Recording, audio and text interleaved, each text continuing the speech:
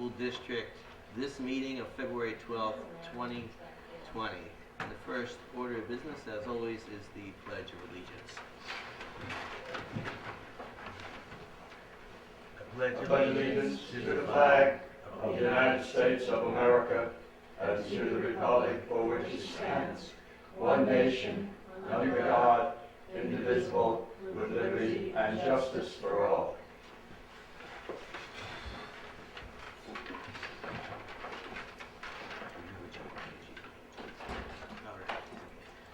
Presidential announcements. Okay, I just have a few, though they are important. One is that I just want to reassure the public that we'll continue to keep an eye on the Route 9 evaluation that the state is doing or has done, and the relative agency responses to it. So I just want to assure the public that we are paying attention and being vigilant. Second up on the presidential announcements is the superintendent search. I'm happy to report that the district-wise search consultants are conducting their preliminary interviews as we speak. A number of people have applied, a number of applicants, and they're beginning the process of vetting them. And this will go on for a number of weeks, at which point we will be setting dates for first interviews and second interviews. So this is a process that will take approximately 2 months from beginning to end. The application materials are due February 16th, at which point it will close.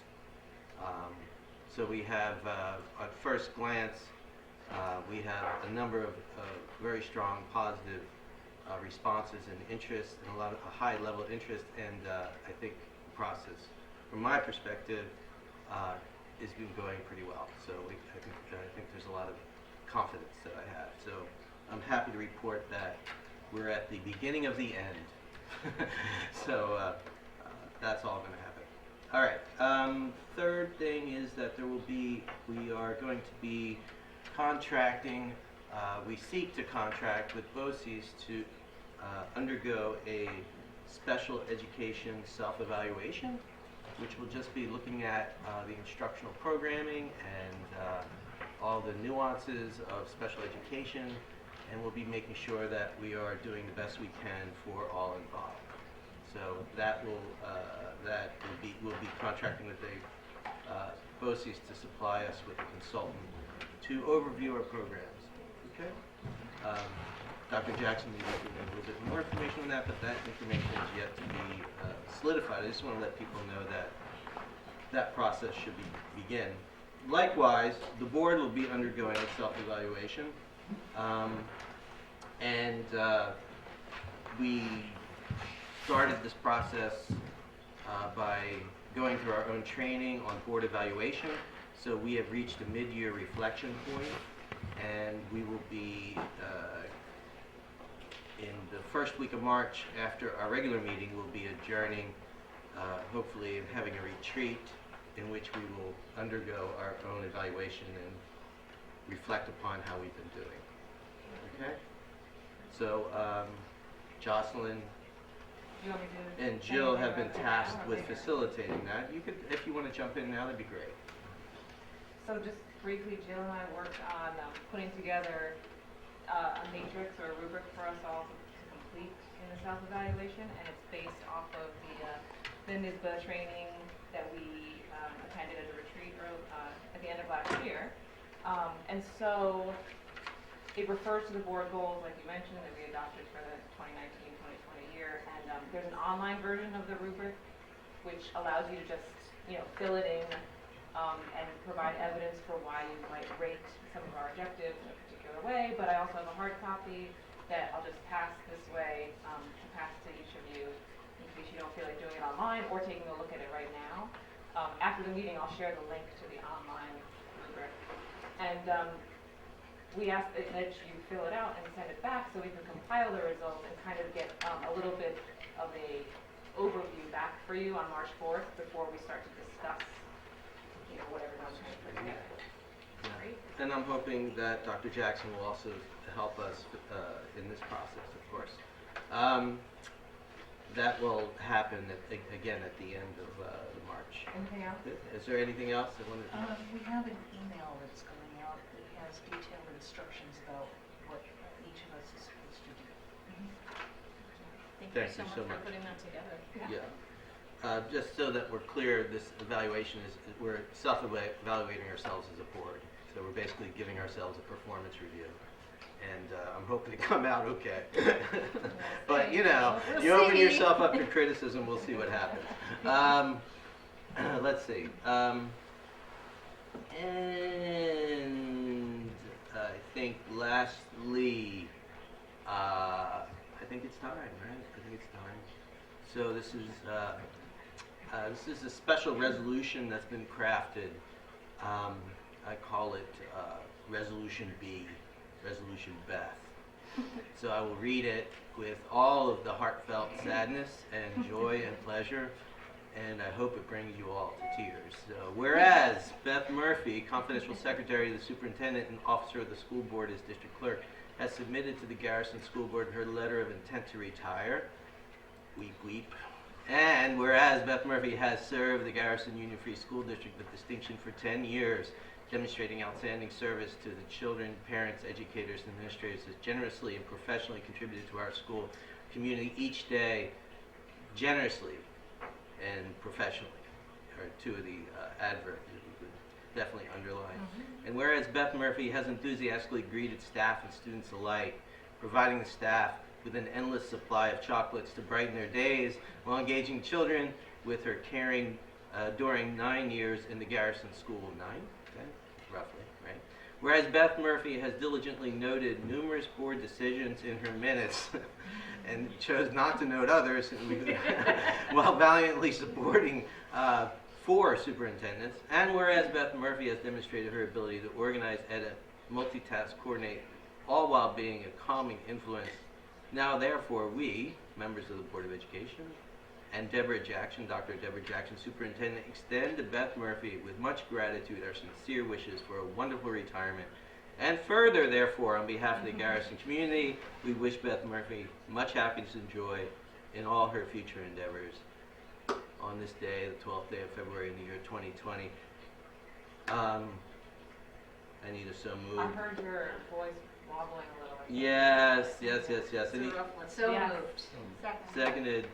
And all in favor say aye. Aye. If the resolution passes, and Beth, I don't think the numbers are right, and I don't think the adverbs and the adjectives are superlative enough. You've been a backbone for this community, this school community, in ways that the school doesn't understand, and that the board and the superintendents that you have served fully understand, and that the students understand and staff understands.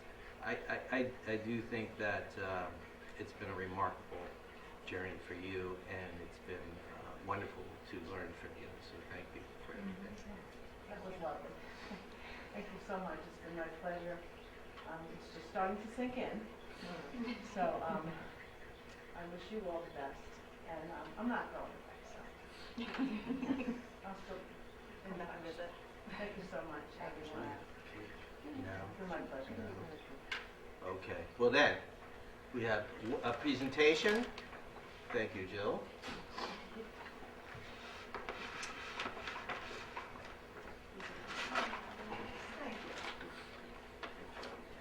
And also, for your pleasure, this little thing here. We hope that you have a wonderful time. Thank you, Jenny. And we have cake. So nice. I think we're going to take 5 minutes to have a little cake. So after that, okay? That's nice. All right. Round of applause.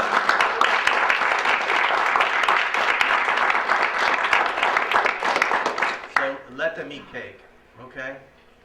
Take 5 minutes. All right. Okay. The fun is over. No, just kidding. Now to work.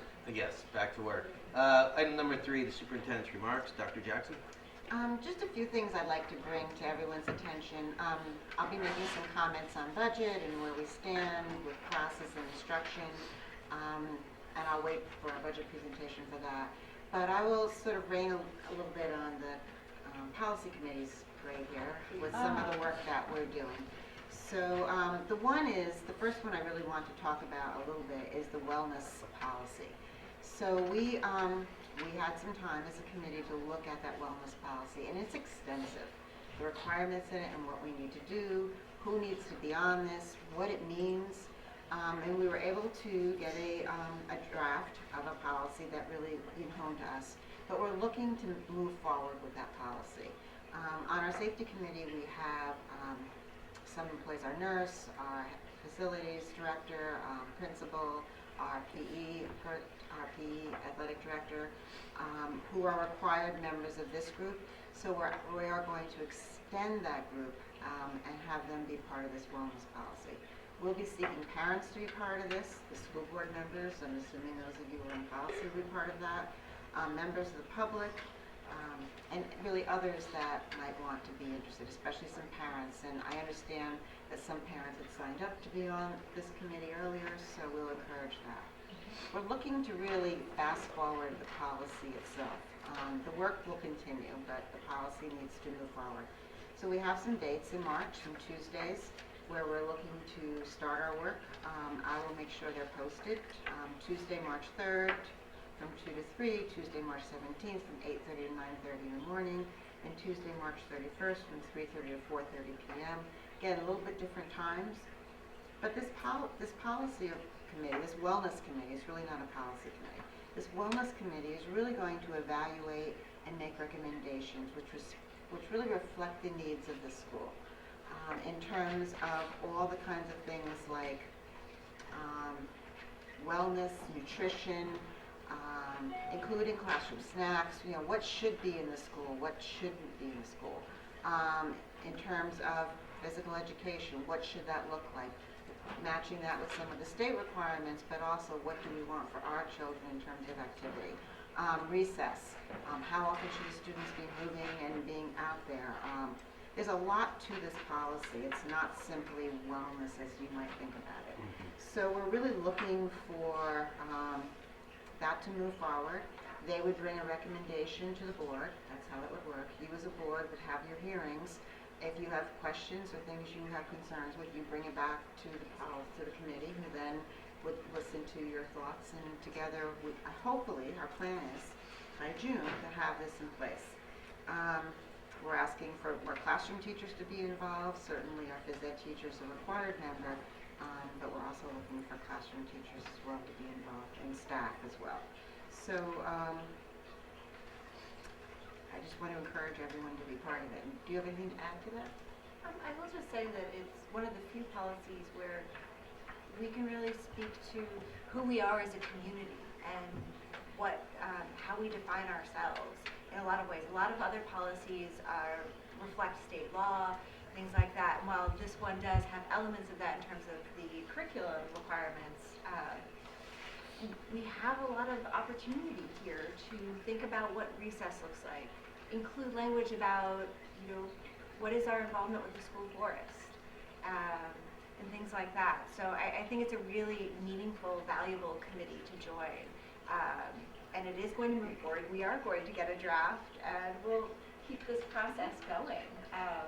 So I'm very excited, and I appreciate all the work that Dr. Jackson's put into this so far. And I will say that the draft that we have has also already stripped out some of the things we don't have in the school, like a lunch program. So it's really starting from a very good place. We're not taking out things at other schools that are really pertain to other schools, but not us. Like high school athletics. Yes. So we're already at a good starting point. According to law, this committee meets during the year 4 times a year every year, does a triennial review, and presents back to the board. So it is a standing committee, although most of the very intense work is going to be taking place between now and June 30th. So, okay. I think you had a question, Cassie? Well, yeah, but I think you just answered it, because it's bringing that committee back to life that hasn't met for a while, and was almost maybe not going to be meeting, and now it's back, it sounds like. I I don't have that history, but Well, I'm glad, because I've I think always with been renewed interested. purpose. Yeah, okay, It was, great. it's not so much open-ended and to discuss about, just to sit around and sort of talk about ideas of what we Right. want, but the goal is we have this draft of a Policy. policy, we're gonna be shaping Right. it, and it's words on paper that is directly actionable in the classrooms with Well, I the would like to kids. be on the committee. Sounds good. It's great. Yeah. we just, if it's 3 board members, that we have to stop there because Yeah, I it'll know, be a that's why I quorum. wanted to call it. So I will, I'll certainly reach out. We can fight That was over it. the committee version of shotgun, I think. Okay. I will certainly reach out to the PTO for suggestions. I will certainly post this on the website. If you know other people who want to be involved, I encourage them to email me, let me know. I don't expect an overwhelming group. I'm sure we'll have a workable group, and we look forward to that. So, I would just say that, this is maybe long overdue work. I'm glad that it's being tackled. I think there might be some insights that the social emotional, study team is it, that we have, that was defined as a priority. If that is up and running, they might have some insights. They might have some voice, as well as safety committee, but also the environmental committee.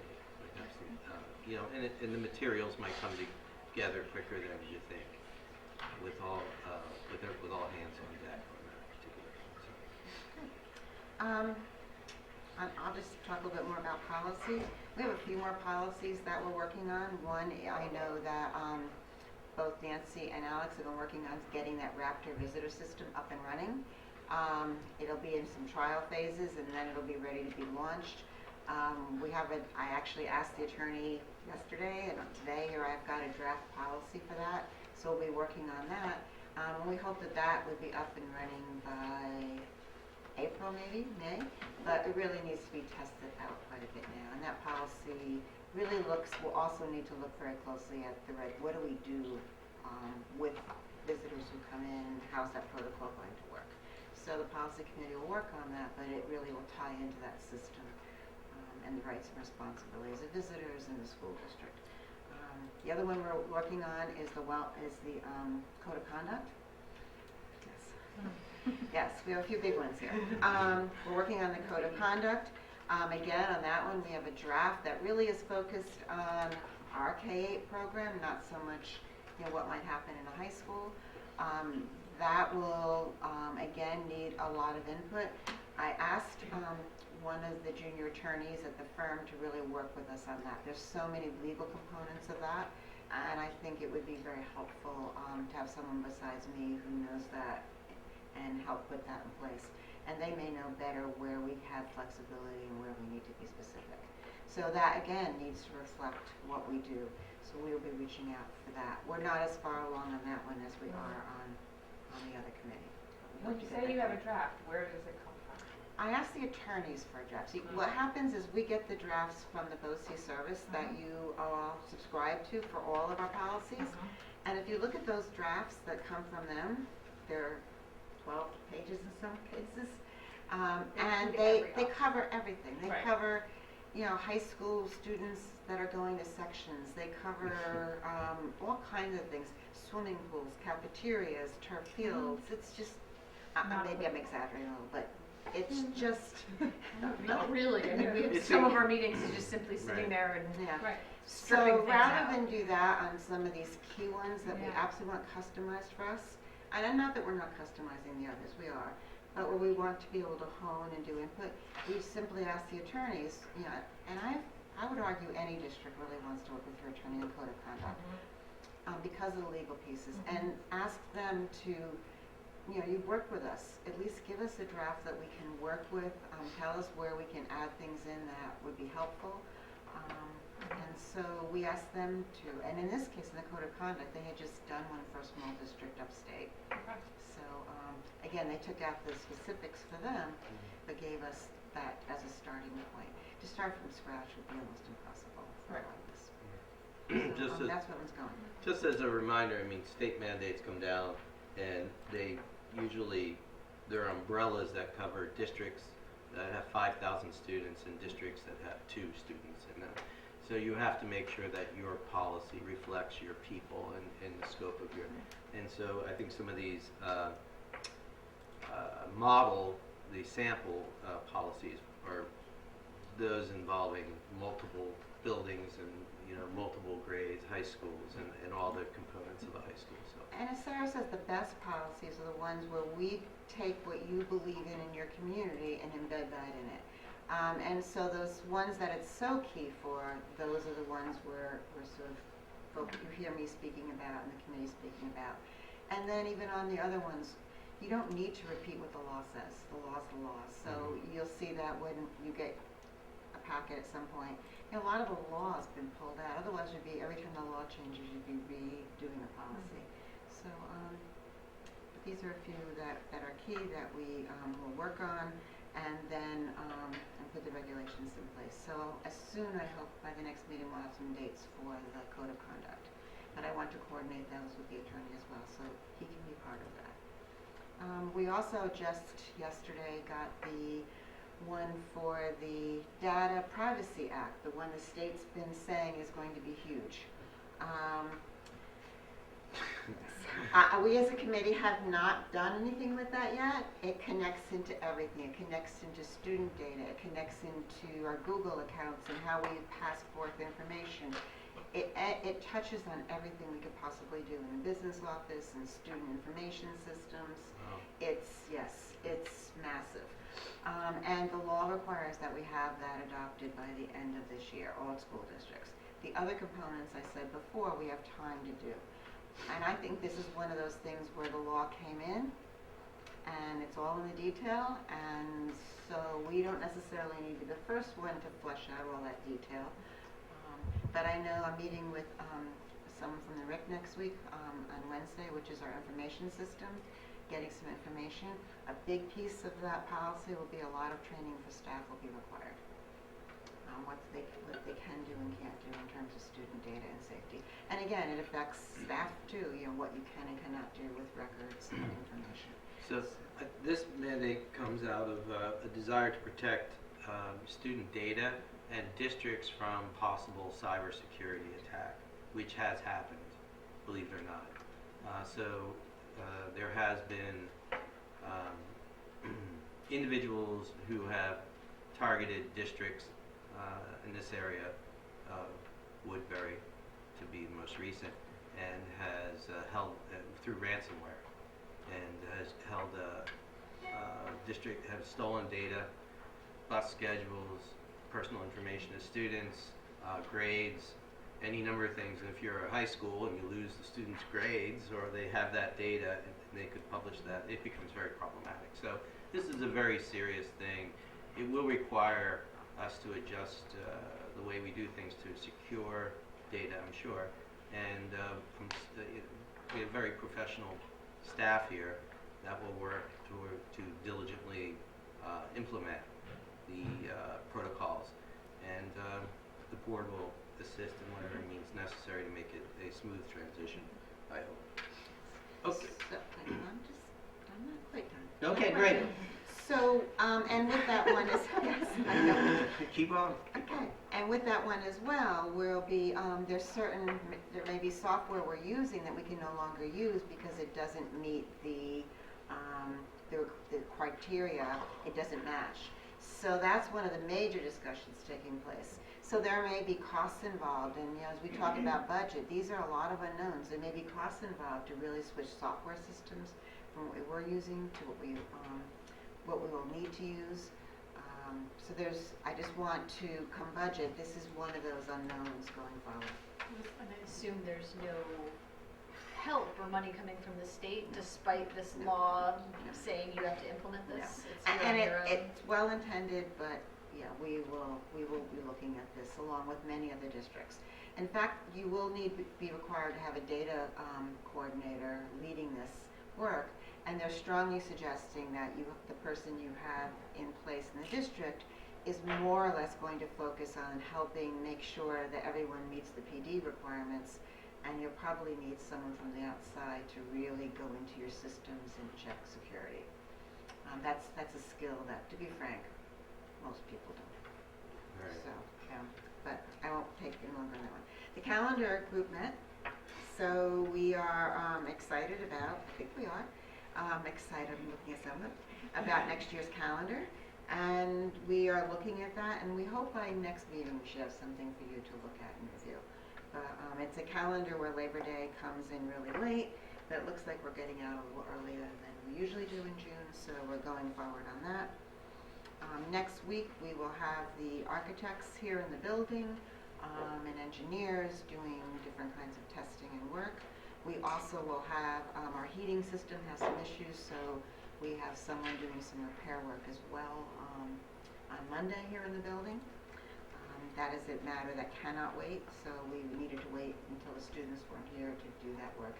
It may involve some jackhammering, it may noise issues, not safety issues, but they need to be here doing the work. I'll stop there. How's that? If you have more. I will get more as the rest of the board members bring up things, and I'll add to it. Questions for the superintendent? I see some administrative content here, designation of dates and election process. Yes, I need to, it's right here in front of me. Okay, do Yes. I need to announce that? Do I need to act on that? Do I need to do anything? Simply to, I don't believe so, simply that to know that it's on our calendar that we need to Okay. meet on Tuesday, April 21st. That's the budget vote date for the board member election that we require every district in the region is meeting that day, the same day. We will get some more information on that, I'm sure. But at one point, the board had asked that they wanted to have BOCES present on their budget. If we do, that would have to happen in March. Is that something you're looking to do? And I'll reach out to them. To clarify, that would be BOCES presenting on the services they offer and what we contract for and where we're spending our money with BOCES, Okay. correct? Is that right? I don't know. Okay. That's why I'm asking what you'd like. We do spend a great deal of money with it might We be do. useful to Good to know. know. Well, when you Yeah. hear this On what? budget presentation, you'll learn a little bit more too. But you can think about that and let me know, because that would just need to be scheduled usually before the April meeting. I see. But if you're looking at more of a program piece, then that can certainly happen after, so. I think more of a program piece and sort of an analysis of how we use BOCES. How could we better use their services? What would they recommend, giving our size and character and the history of our relationship? I'm sure they'll recommend more usage, maybe, I don't know, or maybe smarter usage. I don't know if there's certain things that we've been doing for years and maybe we could handle differently, maybe some other pieces that we need to bring in to amend it, so that it's a big part of our budget and our that contract, so it makes sense to be kind of evaluated a little bit more thoroughly than we have in the past. And just for public, because I know you all know this, and I know we'll talk about it, but sometimes the reason we use BOCES is because we get some state aid back. So as opposed to contracting with an individual Right. on our own, if we go through the BOCES, we do pay an administrative fee, but then we get more back the following year. And we'll be Right. talking about that as well. Right, Okay. so some things we use in BOCES, we get aid from the state. That's important to remember. Okay. Okay. Not everything. Not everything is. And some of our Yeah. BOCES costs are really student costs as well. Right. Some are curriculums, some are programs, Services. PD. I think you'll see us using a lot more BOCES for this new data security because the RIC will have the expertise to help guide us through that. Can you tell people what the RIC is? I'm sorry. It's The okay. Regional Information Center, which really does all the data for Rockland, Southern Westchester, Northern Westchester, and Putnam. They are our data center and they do all our processing. So all of our uploads of state aid data, student data, beds, meaning our staff profiles, everything to see for them to audit us, check us, make sure we're doing what we need to do goes through them. Terrific. Thank you so much. You're welcome. And just as a reminder to everybody, I didn't mention this, we do not have school, the school is not in session next week, correct? School is not in session for students next week. Terrific. But busing is available. No, busing, no, actually no. Okay. Okay, let me clarify that. This is important. Yes, it's important. We do bus for 2 high schools. Yes. Because they are in session. but we do not provide busing to other districts, we do not provide busing for private schools unless it's IEP driven when we're not in session. Okay, great. Okay? It's important to know. Okay, sorry, that's All right. a good point. Thank you. Principal remarks. Good evening, everyone. I will be brief, but I would be remiss if I did not say thank you to Beth. You've been a wonderful colleague, professionally, just absolutely phenomenal, and it's been humbling and a pleasure working with you. So I'm sure, hope this is the last time we'll see one another. So thank you for all that you've done. The videos are actually posted on social media, so in the interest of time, I have given some still frames. This past weekend, 2 of our students participated in the Putnam County Music Educators Association Junior High School All-County Festival. That is a mouthful. One student had participated in the choral ensemble, and one had performed in the band ensemble. So it was a wonderful day. We appreciate that, and all the support Mr. Connors behind the scenes and providing transportation and coordinating those pieces as well. So once again, videos have been posted. They did a nice Lady Gaga medley within there. Today we actually had this morning, thanks to the support of GSEF through a grant opportunity that we are very thankful and grateful for. Gwen Laster came with the string quartet and performed some wonderful music for all of our grades, K through 8. It was great too because the ensemble really had a keen awareness in terms of what was developmentally appropriate for each of those audiences, and it was wonderful, and the kids absolutely loved it. And it was amazing one of the students in the younger grade had said the melodies and the harmonies sounded to him like kernels of corn, and when you put them together, they would create the full ear of a corn. Unbelievable. One of our first graders, so just to put that in perspective. And last thing, so today we finished our basketball season, so 5 victories. Every single one of the members of the team did score this season. So thanks to the team, thanks to Coach Van as well, our athletic director, Mr. Beckley. Friday we had a game. This was the game that was rescheduled thanks to him and all of that work behind the scenes for the sake of our students. So great season for them, and just thank you to all who were involved. That is it. That's it. Questions for principal? No questions? Matthew? You good? All right. All right. Thank you. Terrific. Thank you, Alex. December's treasurer's report. Sue? Yes, You ready to rock and roll? I'm ready to rock and roll. Okay. Okay, so you have the December treasurer's report. The first report there is the multi-fund account, which started out the month at $2,016,532.88. We had overall revenues of $612,222, and most of that was from the county actually giving us property taxes. They pay us our half taxes that people pay in March. They make us somewhat whole. They make us fully whole. I think it's in April. And the rest of it was state aid, federal aid, and BOCES aid that came to us in the month, and some minor interest. We had expenses of just about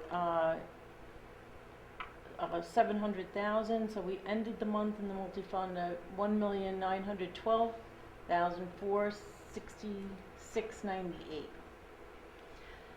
And for the investment accounts, we started the month with $9,214,616.35, had interest income of $3,679.58, and ended the month with $9,218,295.93.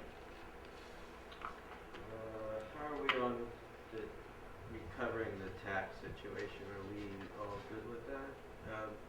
We had a miscalculation. It's off my with the plate now, so I'm good with it. It went to the county. It went to the county by the middle of November. All that, so it was a lot of work. I mean, they're dealing with probably still some repercussions because people that paid very early and paid half, and they have to pay the other half now by March 15th. May not be a true half number because they overpaid in the first half. So So I have to act on this, correct? I need a motion to accept the treasurer's report for December 2019. So moved. Second? Be it resolved, the Board of Education, Garrison, Newbury School accepts the treasurer's report for December 2019 as presented. We have a motion and a second. All in favor say aye. And the ayes have it. Budget status, revenue status, and warrant reports. Unless there's any questions on any of those, they were all pretty much business as usual. I can go over it right into the budget transfers. Any questions on any of them? Questions? No. We're good. Budget Okay. transfer.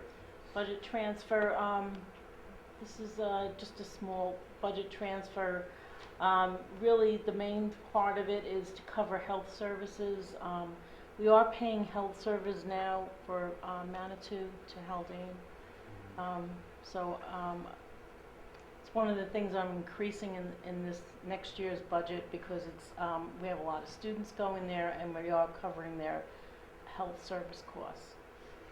Right, so if one of the things that a district is responsible for is the health services at whatever school they're going to, private or, and if they are going to high school in a, private school in a different district, we have to pay for the health services of that as well as textbooks and a number of The obligations. school bills us for that.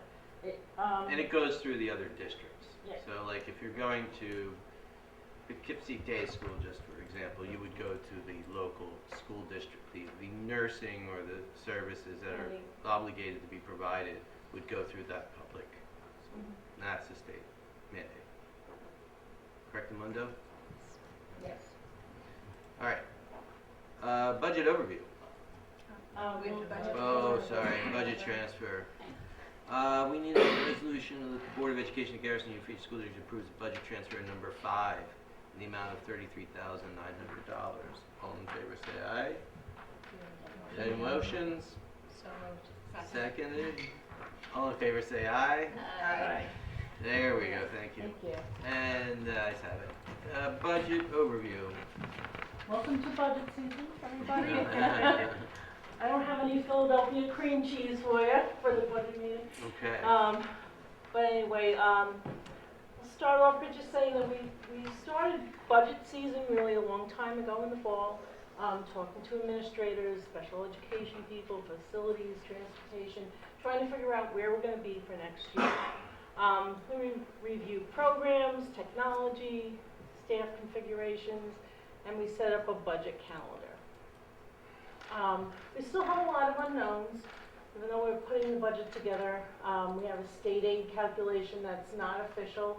It's a governor's suggestion right now. We have special education services and tuitions that we're still seeing where students are going to pick to go in the fall, and we don't know where exactly the services will be. Transportation requirements. We have out-of-district special ed placements that we transport kids, and we also have private and parochial transportation requests when we can accept them to April 1st. So these are all different things that we're looking at. I'm waiting to see where they all fall. So what's in the budget? Okay, want me to pick Yep. up here? So, just an easy overview. One of the things that we have to be concerned about in 2020-21 is the next generation learning standards, K-8. ELA and math are coming forward to us in terms of a requirement. We've been doing a lot of work here in terms of ELA, in terms of literacy, reading, writing. We have really strong consultants coming in, working with our staff who've been diligent about really making shifts to our literacy program here. And I will say, and speaking with them as they've come in the short time I've been here, we actually can say that those summative and formative, and especially we've been talking a lot about the formative evaluations of students, that we've really seen growth that from year to year. We're watching that progress. So one of the things that we will be doing is really continuing that, and let me sort of talk about how within the budget. So, coherence and strategic planning is something that this board has really talked about doing, and I don't want to speak out of turn with Jocelyn's planning committee, but we're looking to look at a whole coherence plan in terms of setting some of our priorities. What is that? What does that look like? What does the Garrison community want? And that meeting is taking place, the planning meeting, next Monday. So as we do that, we will be going and looking at what have we done well, what are the things that we need to work more on. So it links right back to those next generation learning standards. What is there? So in our budget is funding to support that coherence planning. There is money in that budget to continue the work that we've done in literacy, because it's not over. It's not a matter of we've all learned and now we move on. With each step, we can do more in terms of understanding how we link our assessments, where our students are, how we can help them grow further. And so within that, there is professional development money and support, and I just keep referring to that slide because it's very general in terms of what we're doing. But we have money in for that PD. So whatever that next piece is that our strategic plan pulls for us to begin working on, we will start phasing that work in. So there is money in there for that. There is money in there for some of these requirements that are coming through from the state, all within reason. And as I said, that data security one, there's some in there, but we'll be having discussions, I'm sure, as we learn more about that. In terms of looking ahead at the classes and the cohorts and our staffing, we're committed to keeping the staff that we have. We're not looking to make cuts. In fact, we'll be moving our third grade into 2 sections of fourth. We'll maintain our 2 sections of fifth.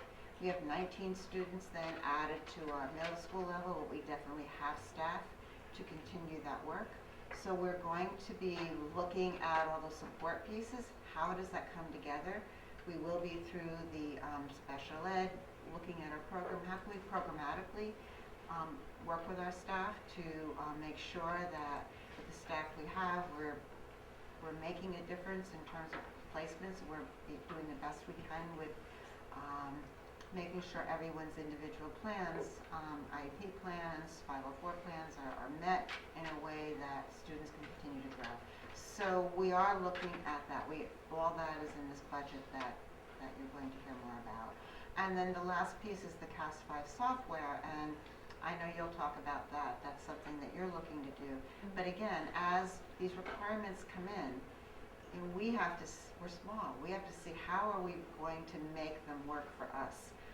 And we just don't have the staff sometimes. So the CAS5 software is something that Sue's been looking at for some time. So go ahead. I was looking more for the financial software piece of it. There's also like an educational reporting piece of it. And I've been actually working with them through BOCES. We're getting the program through BOCES. I've just recently started sending them files, and what they do is basically take our information, put it in the format that's needed for the ESSA reporting. That's a requirement. I have to actually report on last year's data by the end of this month, basically. And next year, going forward, the state is requiring transparency reporting for budgeting. So for us, other schools, bigger schools have done it. They started out with I think schools that have more than 5 buildings, and then down to 3, and now they're even going to make the one beds code schools do the reporting. So this is a company that it's actually been working with a lot of school districts. A lot of school districts are getting on board because they have the wherewithal to kind of break everything down, take your numbers and put it in the format that the state and the federal government want. Before you go on, let me just sort of go back, because I think it does all connect. So when we're talking about the coherence planning, that, all those pieces that we have to do are part of that dialogue in terms of what are we doing, and then how are we assessing what we're doing. So, for example, we have staff working in study groups, really doing some work about what we might want to think about in terms of the work that's going forward. We've got people asking questions about data and what does that mean for us in terms of what we can and can't do in technology. So developing a plan where everyone can come together and be on that same page will make a difference. So that is not something that we came up with, that's something you as a board decided to do, so I don't want to make it sound otherwise. But I think given our budget situation, it's good to pull together. And this software also helps you with 5-year financial planning, which I can do, but they're the experts in it. So you can basically give them the scenarios that you want, and they put it in a format that looks nice for a presentation to the board. So I just started working with them actually this week, and so hopefully I'll be able to share some wonderful reports with you in the near future. So we're looking at a tax levy cap with this budget that we're going through of 2.36%, which would allow us to have a tax levy increase of just under 219,000. I would say the district's goal is still to remain under the cap, but this is going to require use of fund balance, which is what I'm going to get into now. Because my preliminary budget here is up here. I'm going to go through the proposed 2021 budget, where we're looking at 11,480,216, which is a total increase of 430,284. This, for those of you that have sat on the board for a while, this is more than double what our normal increase is as a budget to budget. And the driving force in this is really in the instruction area, mainly the special ed area. We are going from the current budgeted year of having 5 out-of-district placements to an anticipated 10 out-of-district placements for next year. So that's why you see this big increase on the instruction area of 222,738. As far as general support, that increase is mainly due to salaries and other small little contractual things. Transportation you see going down 12,779. That's because if you recall, for this year we budgeted for a vehicle, which we're not buying a vehicle next year.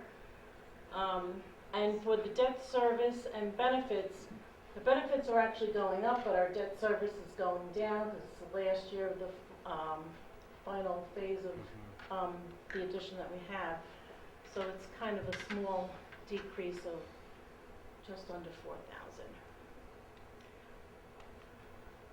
And we have to have a balanced budget. So, where is that money going to come from? If you look at the state aid, I'll start with state aid.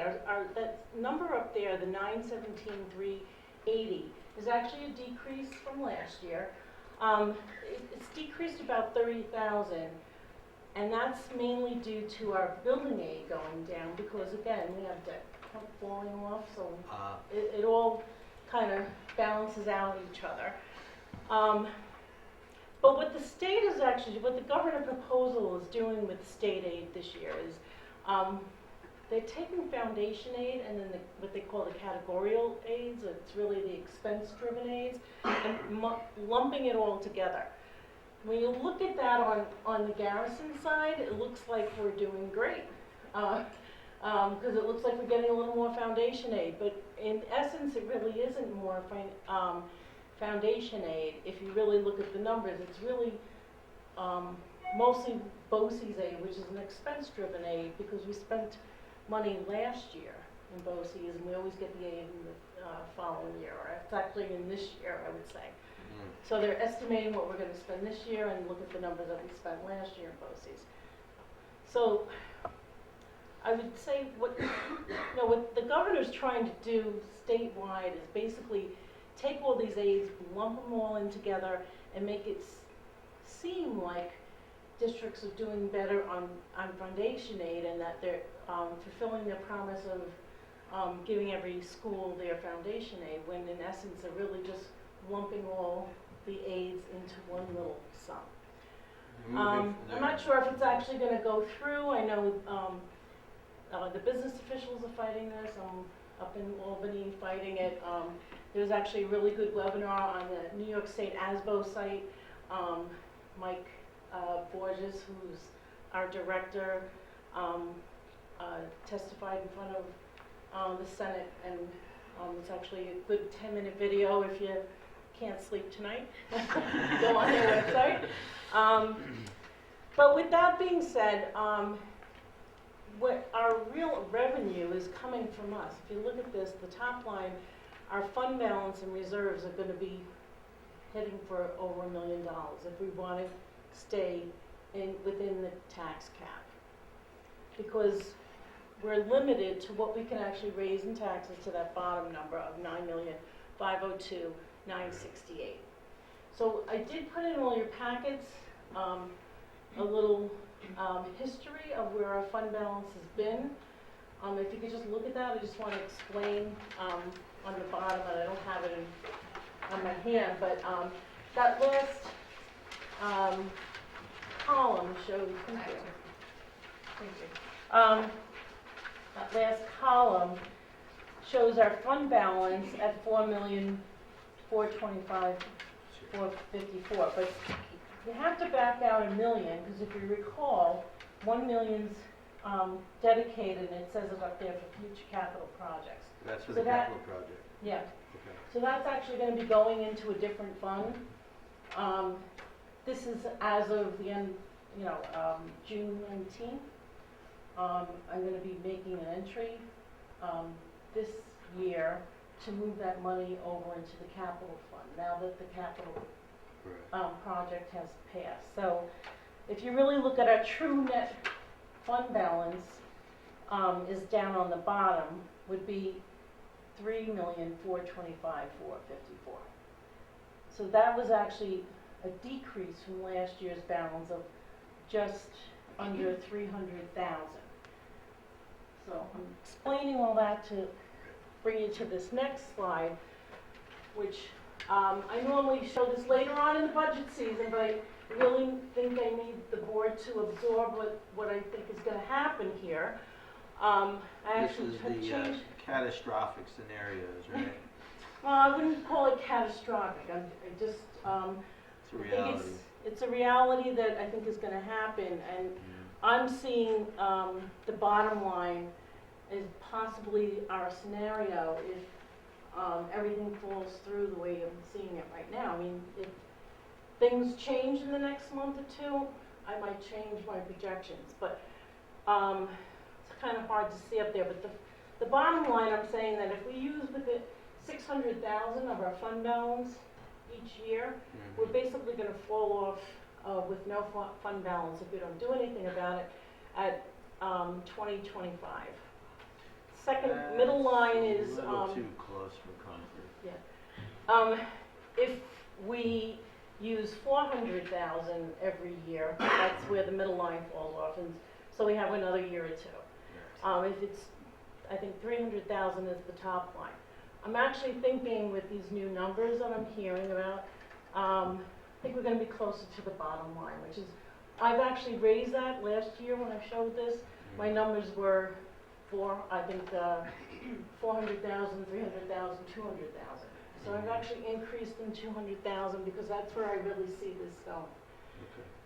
I think it's something that we should watch. I don't think it's something that, when we're looking at a almost $5 million budget, how do you go to the public and say we're going to go for an override? But I think we really, really have to watch where this line's going over the next year or two.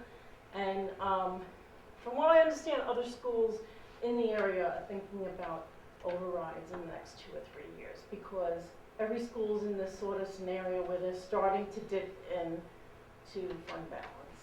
Right. So, So, I mean, for the public to understand here is that historically, and, through the assistance of, through Sue and superintendents in the past, as well as the board, we've maintained a kind of vigilance over our fiscal security. There are limits to that, is the problem, and there's a limits to what you can spend money on. And what she's laid out here, and I've seen this in the past, is kind of the shape of what happens if we overextend our budget year after year, and what kind of fiscal insecurity that can produce. We've been lucky, and not just lucky, but strategic and smart about restricting our expenses. And there are times where you have to expand your expenses, and sometimes you have to contract your expenses, as any other household would know. So what we're looking at here is if we continue to use our fund balance to cover the cost of our budget, there's a limit to that. And that we have to be strategic about how we use our fund balance and tactical in what we ask of the taxpayer. That make sense? Yeah, I mean, there's gonna have to be some decisions. Yes. Maybe not this year, Right. and maybe not next year, but in the near future. You know, the only way you balance out when you start dipping into fund balance is you're either asking the public for more money or you're making cuts. We don't really have anything to cut. It's not like we have a lot of fluff in our budget. We don't have extra positions or anything. So, you know, I mean, could you cut things? Probably. You're not going to be cutting anything that's going to make up that $430,000 difference. Okay. And you're not going to cut enough to make up that $1 million fund balance. Yeah. There's only so much. Projection. There's also only so much construction you can delay, or repair you can delay before you realize. Eventually, you have to deal with the matter at hand. There. And capital is different. It's a little different. I know. This is really strictly the general fund. Okay. And really that's the education of everybody in the building, the students in the building, and the facilities and the maintenance. It's not really. I mean, we do improvements every year Right. within the fund balance, but not, you know. But not there's you repairs can't- to make. you can't use capital money to Right, I know, fill I know. the budget. Yeah. I get it. So, and this is just to show you where the estimated tax levy increase would be. And my estimated tax levy percentage change would be 2.36, which mirrors the tax cap. Okay. And then we have future budget meetings. So I would say stay tuned. Numbers may change. At this point, I don't see them changing too drastically, but our next meeting is actually here with PTA March 12th. Then we have a meeting right before the board meeting on March 18th here. And then board adopts April 1st. And we have a public hearing May 6th. Again, that's with the board. And the budget vote is May 19th. So, any questions? Do you mind if I ask, can I ask a question about this, or Sure. is it not? Okay. It just looks like the 18 to 19 shift in these two categories seem to jump, unless I'm reading it wrong, so much compared to the previous years. Yep. Is there something going on? No. Okay. No. Those were on the advice of our auditors, Okay. basically. The main one there, the retirement contribution, if you recall, you weren't on the board last year. Last year, they did change the retirement system reserves where you could actually include the TRS reserve. So we increased, but you only could increase the TRS reserve by a certain percentage, which we did. Okay. But there was a discussion to basically increase the overall reserve, because it's like a sub-reserve. The TRS is a sub-reserve, because we can filter money into the TRS from the ERS reserve, so. Yeah, we increased It the was reserve. really just, it wasn't really an increase, it was more a moving around Right. of funds into different reserves. So it wasn't an overall change other than. It's a redistribution of funds. Okay. That makes sense. Excellent question. Questions for, I mean, obviously this is, every time we talk schools, we have, ideas, and then there's reality, and then we have to figure out what we prioritize, and that's what this is all about. I don't want to be the Debbie No, Downer. no, it's good. The notion here is that, that's why we have budget meetings, that's why we have discussions, to determine what's a priority. This is why we also plan. This is why we have coherence plans or strategic plans, so that we can say, okay, this is a priority for 5 years, right? And we're gonna angle our and direct our resources accordingly. So that's part of the process of being diligent about your monies, is how you strategically plan to execute. Well, I just feel it's harder to plan in a tax cap environment. Sure. Before the tax cap, you planned more about education, and now it's like, you can plan with the education, but then when you're hit with the tax cap, it's forcing you Right. to, look at your funds when, maybe that's not really your Yep. priority. Got it. Yes, thanks, Sue. All right. More later, I'm sure. I just want to let the public know that I am conscious that you're here. All right? But I think that you might benefit from some of the discussion items as well, okay?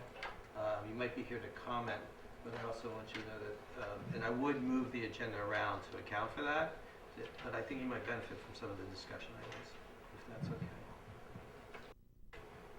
Okay. All right, consent agenda. That one says it's for one student, but the second for Dobbs Ferry, it says 10 students, is that? That'd be master school. Okay, so that's correct. So all the students who go to masters are entitled to a specific health services that we must provide, and they go to Dobbs Ferry School District for those services. And it's a couple, like 1,500, 1,200 per student or something. It depends upon a certain calculation. Okay, we need a motion. So moved. Second? Second. All in favor say aye. Aye. The ayes have it. Terrific. Discussion items. Okay, we have a few discussion items, correct? Committee updates. Who would like to start with committee updates? Jocelyn, you want to talk a little bit about our planning committee and where we are with that? Well, ours is very brief because Super brief. Dr. Jackson brought up a couple issues around it, which is great because it's out there. And then we're meeting on Monday, 17th at 5 p.m. With Mr. Costa to hear more about coherence planning in general. So what this committee is a group of board members who are vetting the way in which we go about planning. And we're looking at contracting with this particular consultant who's done many area schools and developed facilitated plans, at which point we will set out he will lay out some sort of calendar. We will discuss these things. And then we will come to the community to facilitate that process. Okay, so these is preliminary talks. Right. So we will have a calendar that says, okay, this is the way it's going to be laid out. This is the calendar in which we're going to engage. These are the moments we're going to engage the community in this way and that way and the other way. This will maybe be an all-community committee that will help forward the entire process. So I just want to make sure that everyone understands that the little planning committee that we have is just to vet the consultants, Right. so that And we can. Some people in the public may have children at Haldane or may be really affiliated with Haldane, and you know that they're going through this process now, and the Right. community is super involved and really kind of providing a lot of input and included in the whole process. So it's, Right. and by community, it doesn't just mean members of the community, it also means the students and teachers and faculty and staff and everyone, so. Right. And Yeah. just to reiterate, a coherence plan is a way of building a framework in which people can contribute to fulfilling the objectives of that plan. There are several initiatives that are going on, priorities being set out, and they're perfectly, they fit quite well. Nothing within the coherence plan should replace that work at all. And this is also a long-term process, not an instantaneous process. This process will take a year, probably, to pull off from start to finish. Okay? And then we'll have an implementation. which will take maybe a while. But just so that everyone gets into, nothing's going to happen instantaneously. Okay? And next time. Yeah. Okay. Any other committees? I Policy's know been covered? Well, I have one more thing. We've heard a lot about the policy committee. I hope people embrace the wellness committee if you're interested. But for the board, we've been looking at section 5,000. And there's one policy that I would like everyone to look at, or we would like everyone to look at in the old policy binder. It's policy 5632. 5632. This addresses naming, plaques, things like that. We would love to have some board input as we continue to look at this policy. So please email the committee your thoughts, read what the current draft, and send your suggestions, and we'll continue to discuss. Of course, before any policy gets approved, there are readings in which the public will see it. We're required to do 2 readings. So this is just to make sure that we get some input from you guys. 5632. 5632 Yeah, in maybe the I'll policy send that, binder. I can send it around. You sure? Because I can too, okay. I can do that. And that, and otherwise I'm very excited about our work, so thank you. Okay. Any other committees? We good? Oh, I have a question for Dr. Jackson. Do we have upcoming meetings with Tetra Tech?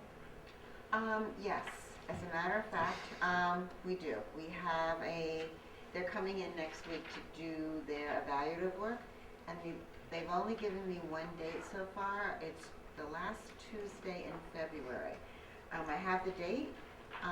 They gave us a schedule of what topics at what time, what staff they want to meet with. I need to take that and get that out. I know what held that up was our contract, but we have that now, or we will have that as of tonight. So I do have that first date. I really would like the rest of those dates, and I again sent Garrett an email saying, I know we have the first date, but we're going to need them in sequence. We're probably going to need them very frequently. So to be frank, with all the things we're talking about, that's our priority. And it's interesting we didn't talk. Thank you, Joe. It's interesting we didn't talk about it, but that is the priority. Yeah. And we'll all be very much engaged in that. So, for example, we're looking at the art area. The art teacher needs to be involved. Other staff needs to be involved. The library.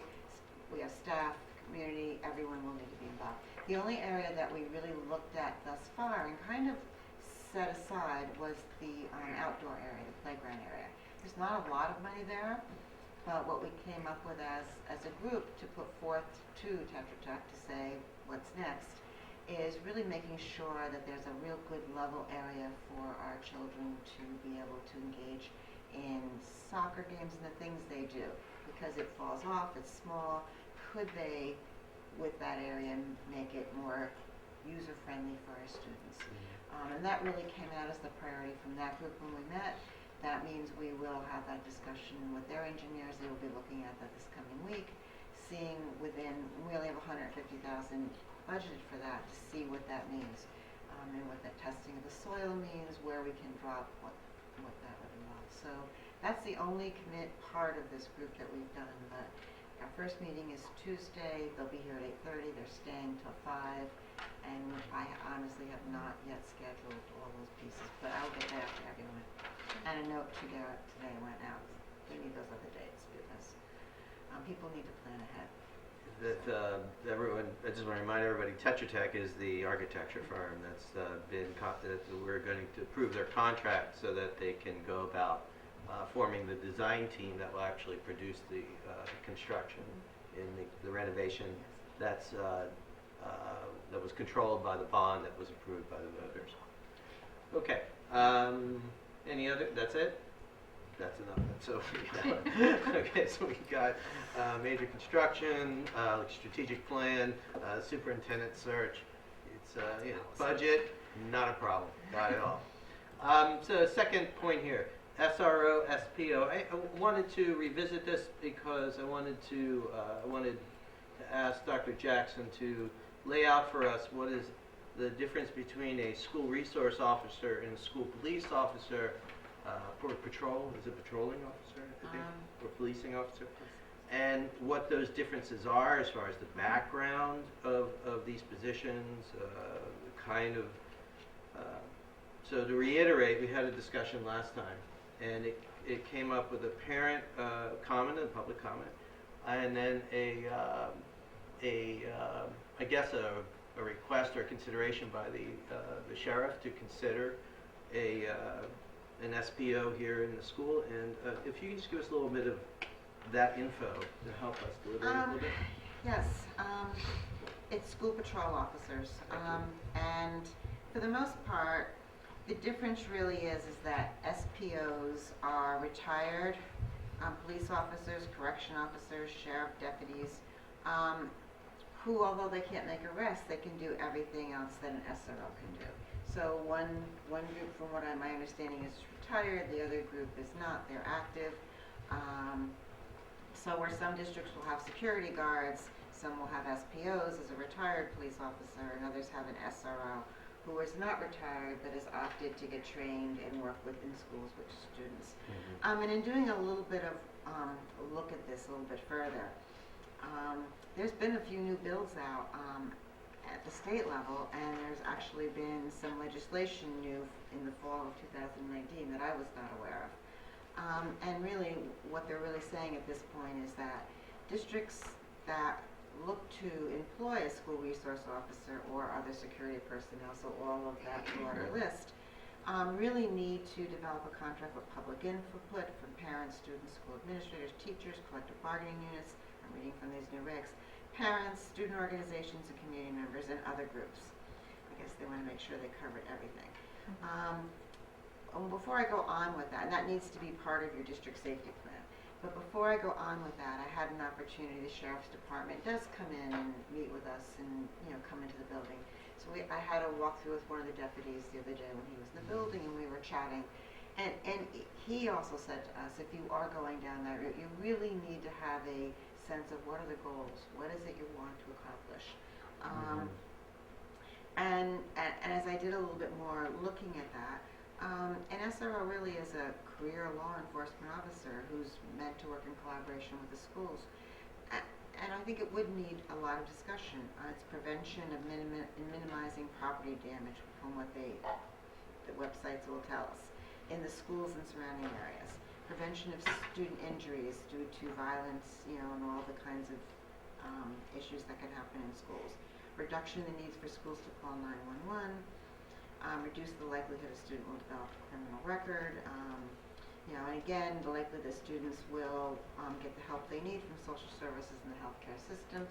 So that's what the SPO does. That's really what the SPO, SRO people are there to do, and then you would hone what that looks like if you were interested in that.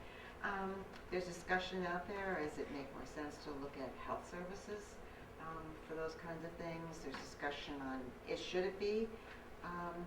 But what's clear as of 2019 is the need to, you can't just say, let's take this grant and do this. You would need to spend time working on a plan and what you want to do and get input.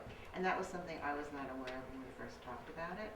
But even the Sheriff's Office said, to say by March we'd be ready to move forward would be a big ask when we were just hearing about it in January, February as well. So I don't know if I'm answering your question, Yeah, but you it's are, a you bigger, are. broader conversation than just that. Right.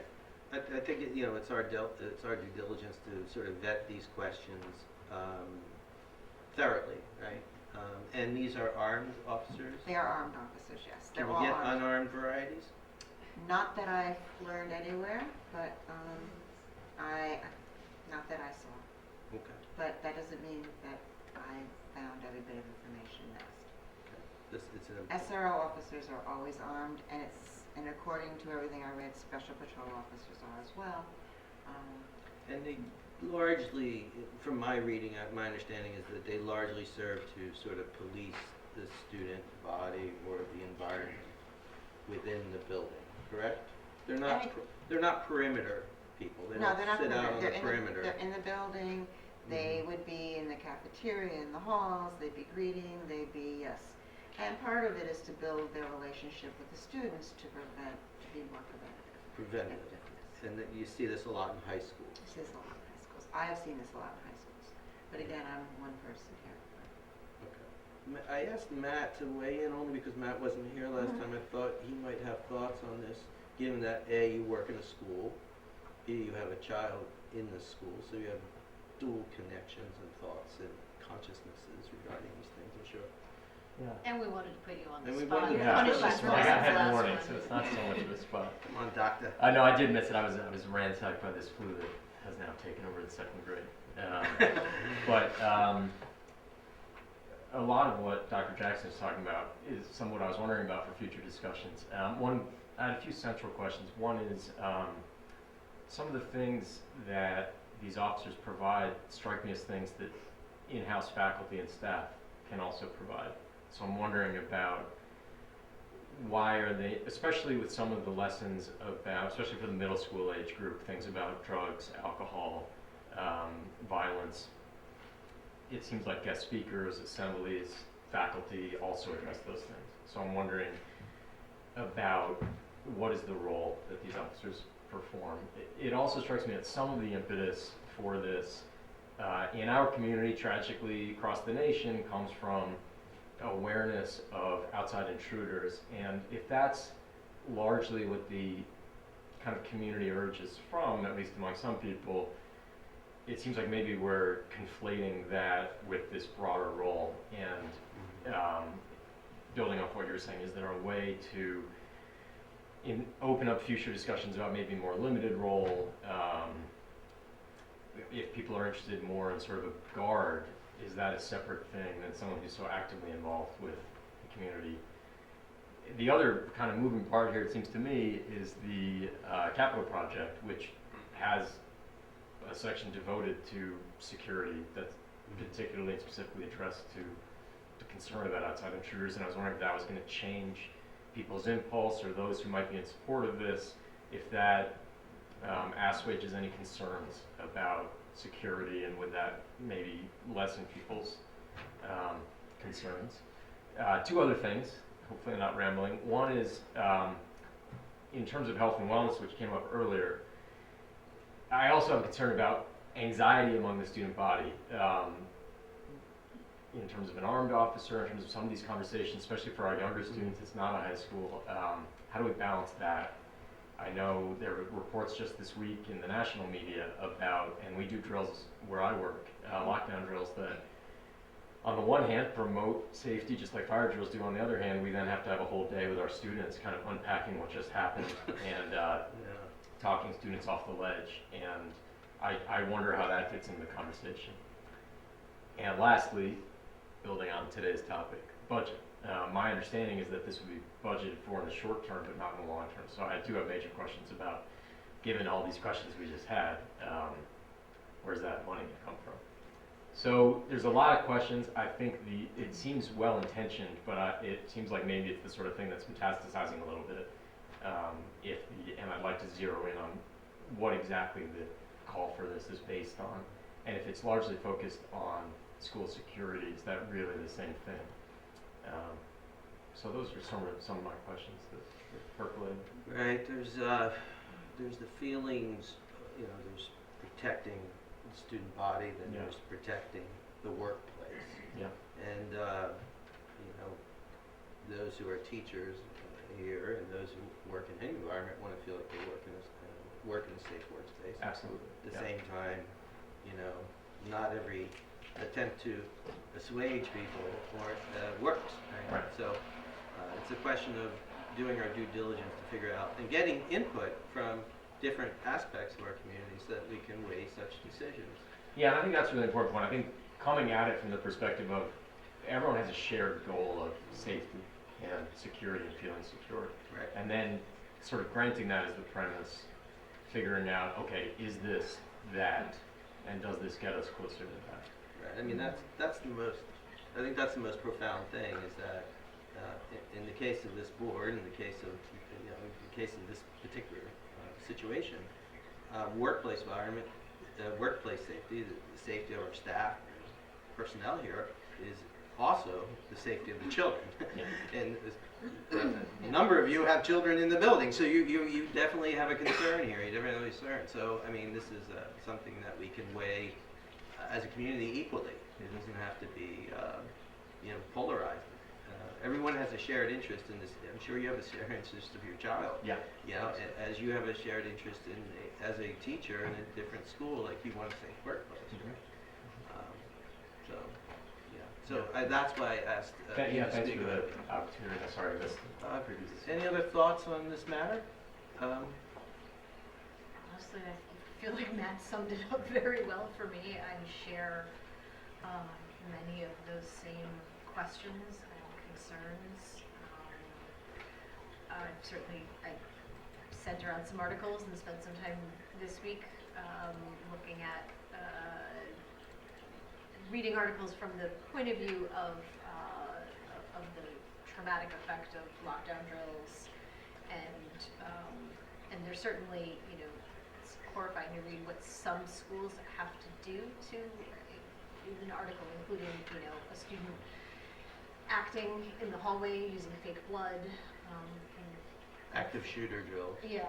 Yeah, which the AFT and the NEA came out very strongly. The American Federation of Yeah. Teachers and the National Education Association came out against those things. Yeah. But So it's just to echo what you were saying. It's all connected. It's all related, and I think we need to sort out exactly what it is we're looking for. Um, I'd like to add something Sure. too. So it does sound like to use the word sound twice, a very sound way going forward to have a plan and a reason for going forward before we just say to the sheriff, yes, we want to apply for this grant.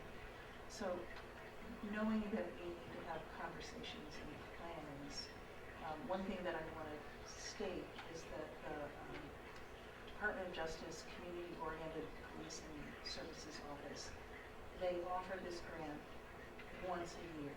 So it would be, if we wanted to do it and we didn't want to do it with district money, we need to apply in 2021. Right. And then the other thing to state again is that this particular grant funds 75% of the salary and benefits for 3 years.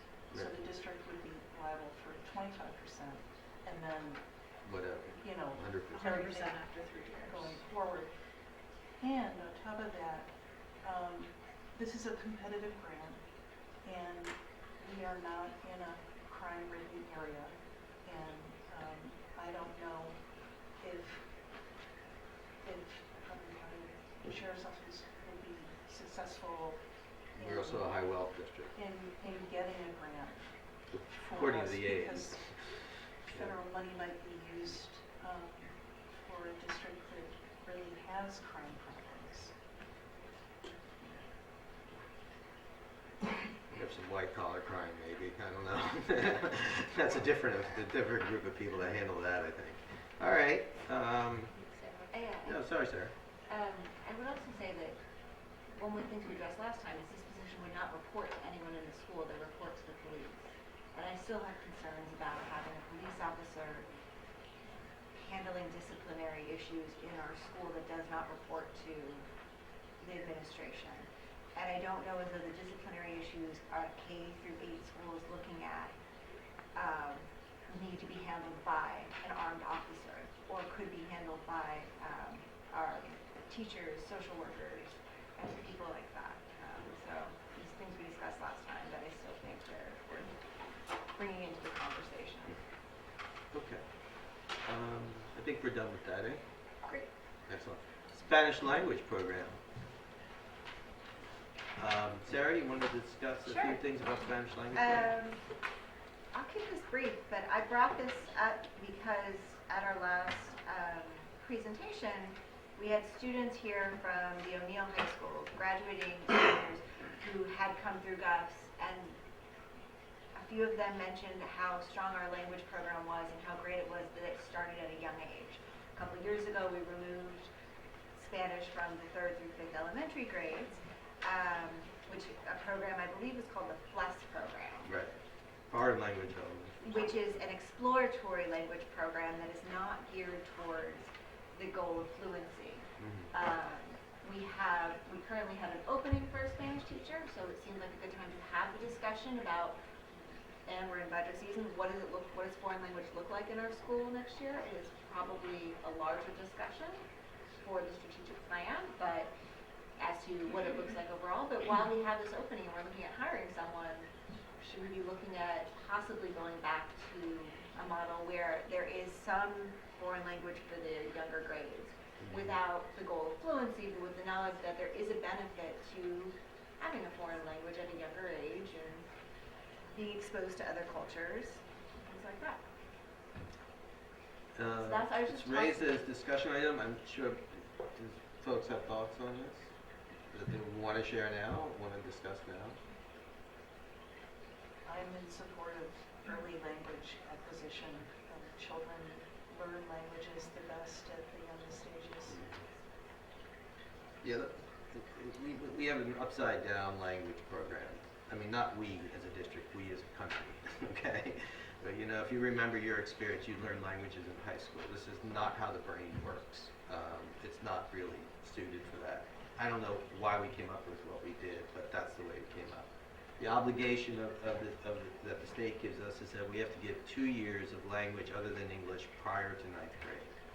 The way that's been interpreted by many school districts is you teach Spanish 1 or Mandarin 1 or French 1 for 2 years so that when they go into high school they go in as Spanish 2, French 2. We as a district could determine that we want to have different kind of goal. Maybe we want students to go right into Spanish 4 or French 4 so that they can take the AP their sophomore year and then go on and try another language and be bordered towards being trilingual by the time they graduate high school. We could decide that. That would require resources. That would require us making determinations and strategically planning so that we could schedule accordingly, right? That would require introducing language at an earlier age. How often? That's debatable. You know, could we move towards a 3-day-a-week schedule for Spanish and push it down into 4th grade, and maybe have 2 teachers doing a K through 3 and then a 4 through 8? I don't know. That's beyond my sort of mechanism, but there could be a way to refigure the role so that we're capturing, we're moving toward a different goal. So whatever the goal is determined by the community through the planning process. It's like, this is what we want the goal to be. Then we have to figure out within our resources, can we do this? Can we meet this goal? How would we meet it, given our resources? And that's the creativity of the staff and the superintendent to make that kind of decision. Does this make any sense to you? Oh, it makes sense to me. I was also wondering if Dr. Jackson could maybe speak about the hire we're going to do for next year, like what their role could be and what their role currently does. Just simply, we will have an opening. We have an opening going forward. We currently provide Spanish instruction for grades 6, 7, 8. We have a commitment in the district to keep full-time people because part-time people will not stay and we would see a lot of turnover. So certainly as we look at scheduling, depending on the goal of the planning committee and the work that we're doing going forward, we certainly could look at what that looks like and see if we can move that person to do more. And a lot of that depends on your enrollment in your middle school at any given time. It's going up next year, but may drop in time as well.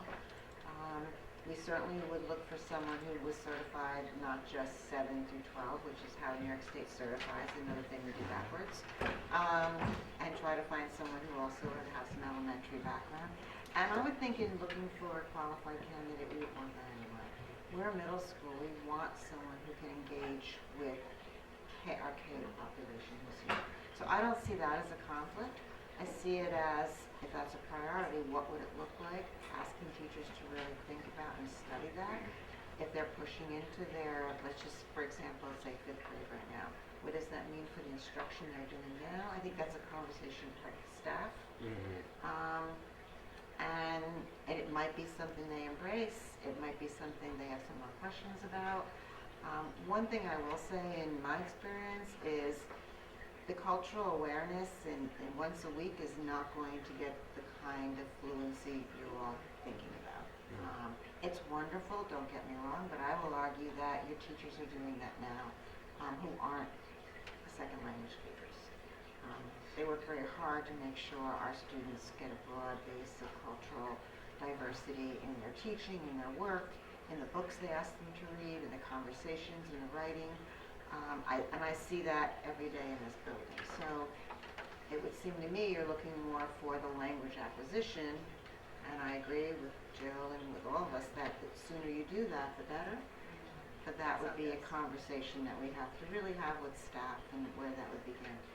And honestly, the best time to do that is kindergarten. So that's definitely a budget issue. I can't not say that. And again, it's one of those priorities that this community has that you want to get behind and fund. So if that is something, I don't think it changes our seeking out of a Spanish teacher. We recently got a whole group more in OLAS based on, and I'll start looking at those to make sure they're qualified, and asked to work with the staff again to start doing some interviews, go forward for our next school year. But it doesn't preclude you looking at this going forward. It's a big decision, because every time it's a big decision, and it might affect. It impacts the schedule. If it impacts the schedule, it impacts everybody, and that it's what we'd be aware of. Okay, I think we're done, right? Yeah. Action items. This is the quickies, right? But an important one here. Are we ready? We need a motion here to appoint a confidential secretary to the superintendent. So moved. All right, are we ready? We ready over there? You ready over there? Be it resolved that the Board of Education of the Garrison Union Free School District hereby appoints Dusty Callow to the position of confidential secretary of the superintendent commencing on February 28th, 2020, and approves the terms and conditions of employment dated February 12th, 2020, authorizing payment in accordance with the terms of the agreement. Be it further resolved that Ms. Callow is also hereby named as the district's Records Management Officer, Records Access Officer from the period from February 20th, 2020 through June 30th, 2020. And be it further resolved that Ms. Callow is also hereby appointed as an officer of the board to serve as district clerk at an annual stipend of $7,000 and deputy district clerk at an annual stipend of $1,000 to be prorated for the period from February 28th, 2020 through June 30th, 2020. All in favor say aye. Aye. Nays? The ayes have it. Dusty Callow, welcome aboard. Thank you. And we wish you the best of luck. Do you want to make any comment or? No, we're thrilled to have Dusty. It'll be New Paltz's loss. She's served as a district clerk, secretary to the superintendent there. I know she's made a commitment to use some of the days she has there available to her to just come here before she starts to work with Beth, because following in Beth's shoes is not an easy task. It just isn't, and we know that. But we're confident that Dusty will take that on, work with the staff. Everyone we spoke to about her just talked about her personality, her ability to work with people, be part of a team, and she's very much excited about being part of a school building. And I think that's really, when we look at staff, that's key here in Garrison. So, welcome. Thank you so much.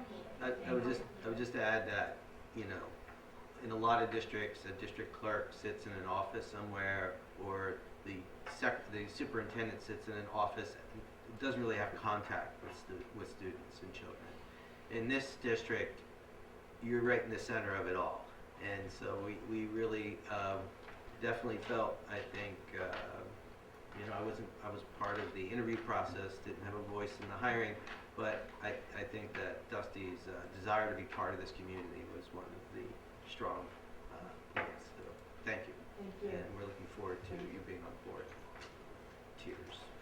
There we go. Okay. She gets to do the new upcoming budget vote. Good luck, yeah. Welcome aboard, Hazen. All right, so we have this is the Tetra Tech. I need a motion to approve the district's agreement with Tetra Tech.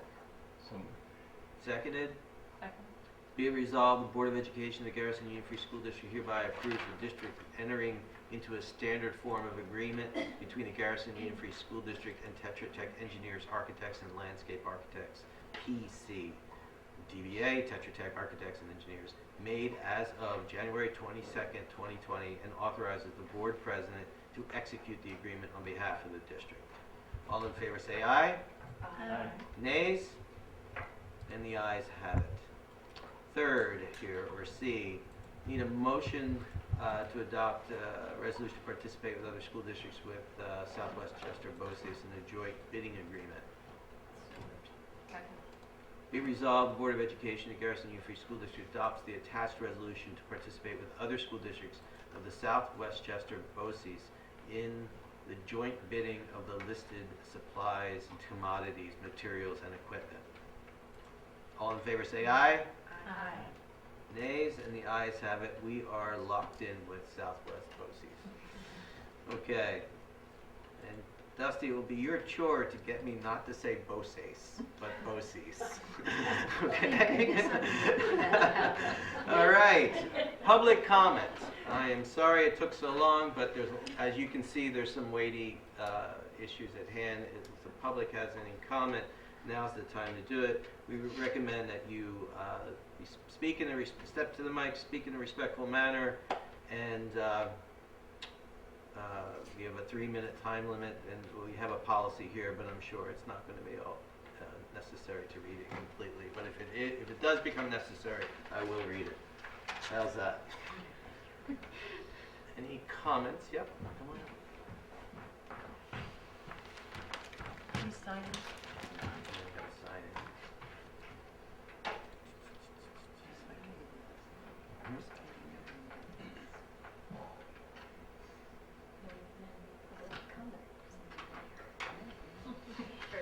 It's February.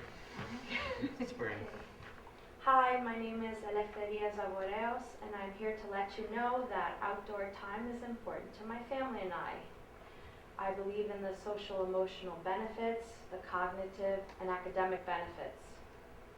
So together with the Garrison School Grounds Committee, I don't know if some of you know this, but the Phillipstown Garden Club, members of the community, and parents past and present maintain the 2 courtyards of our school, the gardens around our school building, and the Garrison School Forest.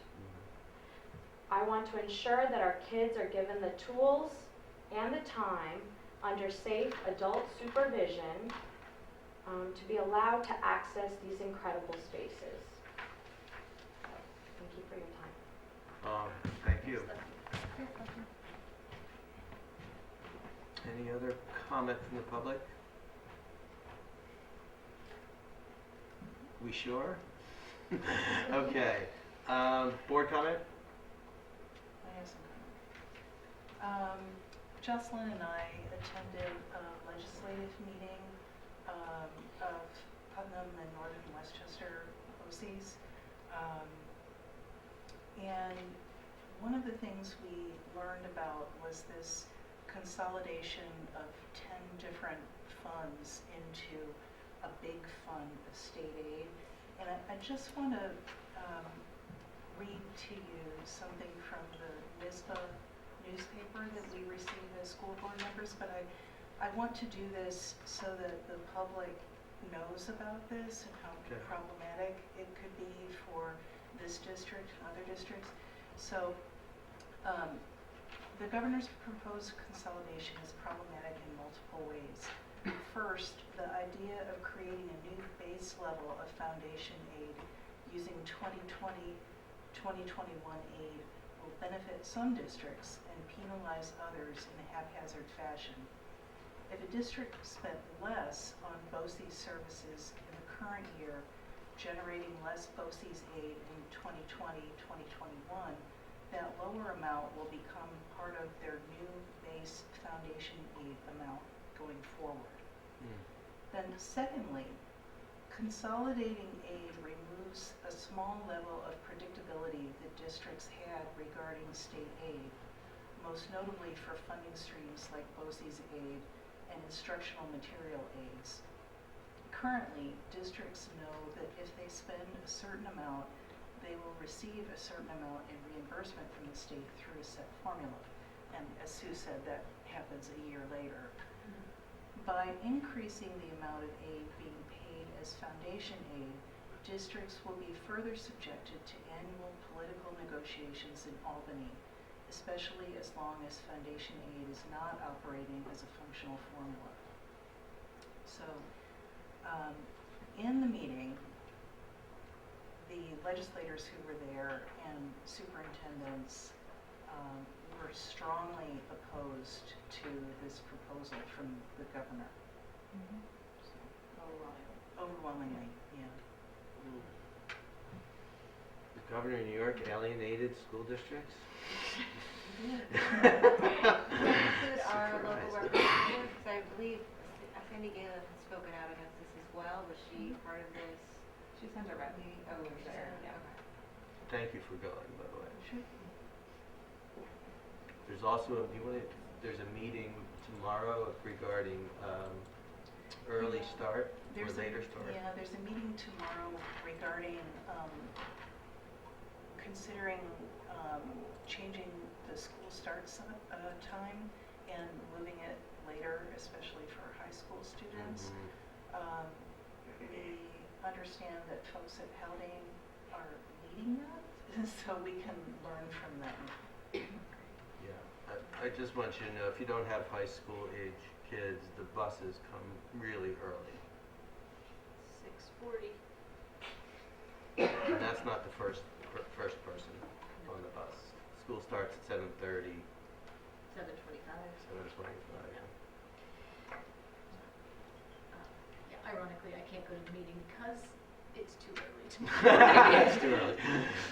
Comments, board comment? I'm good. I've done enough.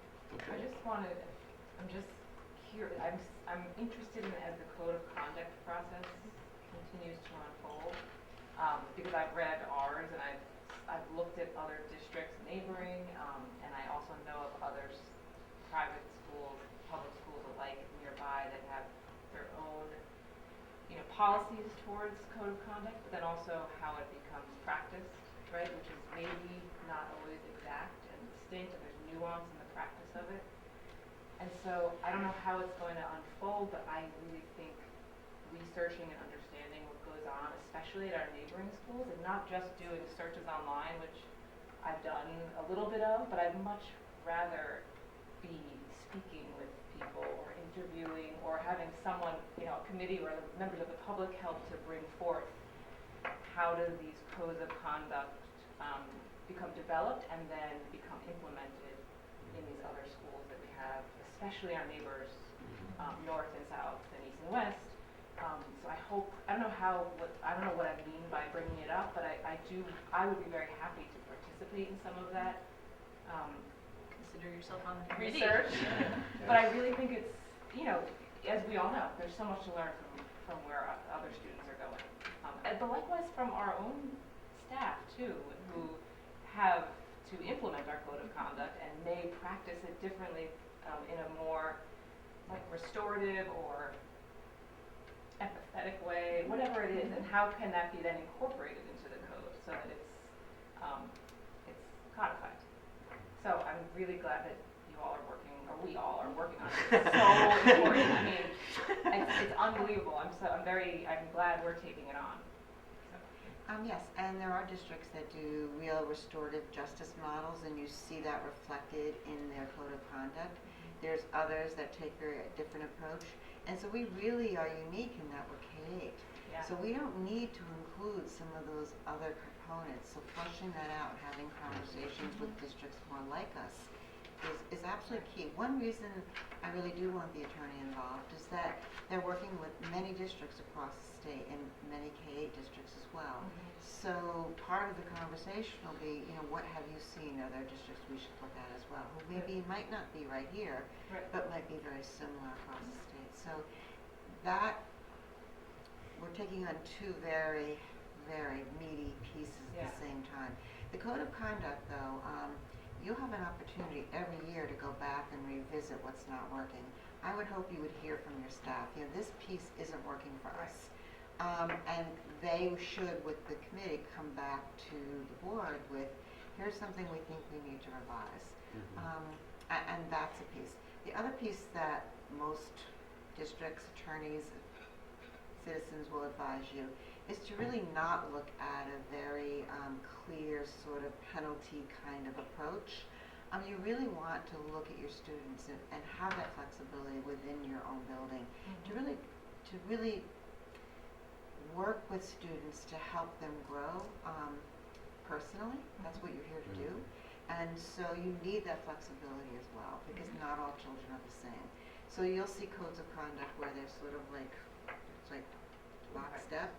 But clearly, this is not that kind of community. So again, finding that piece in it will require some time. So it's between the construction, these policies, your coherence plan, budget. You're taking on quite a bit right now, and I just want to say that. So as we start thinking about other things, like, and I don't mean like SROs and Spanish, just realize you've got a lot happening, and you're in the middle of this. The most important thing you're doing is the superintendent search. So I'm just saying this, there's a lot happening, but the code of conduct is a key one, and certainly if it's not exactly as you want at the end of the year to start the year, that's fine. You'll have plenty of time to continue revising it. That's true. Don't make the perfect the enemy of the good. Did you have other? I have so many more, but you just made me realize that we have so many issues to take on. I can reserve some for at the March meeting. All right, terrific. I just wanted to say thank you all for being here. Thank you, Beth, for everything you've done again. Welcome, Dusty. Thank you, Sue. Thank you, Alex. Thank you, Richard. Thank you, Dennis. Thank everybody for being here. And I also want to say thank the public and for the comment and the participant. And just say that it is our practice not to respond directly to a public comment, but I will say that you're heard, and the right people will get back to you about your comment, okay? And your invitations to join committees will be followed soon enough. So, this is just the karma of free speech. All right, there we go. Ready? Need a motion to adjourn. To executive session? To executive session. So moved. All right, be resolved, the Board of Education, Garrison Union Free School District adjourns. Good. Seconded. Reserved to executive session to discuss matters leading to the employment of a particular individual. All in favor say aye. Aye. Nays. The ayes have it, and onward. Thank you so much. Shut everything down.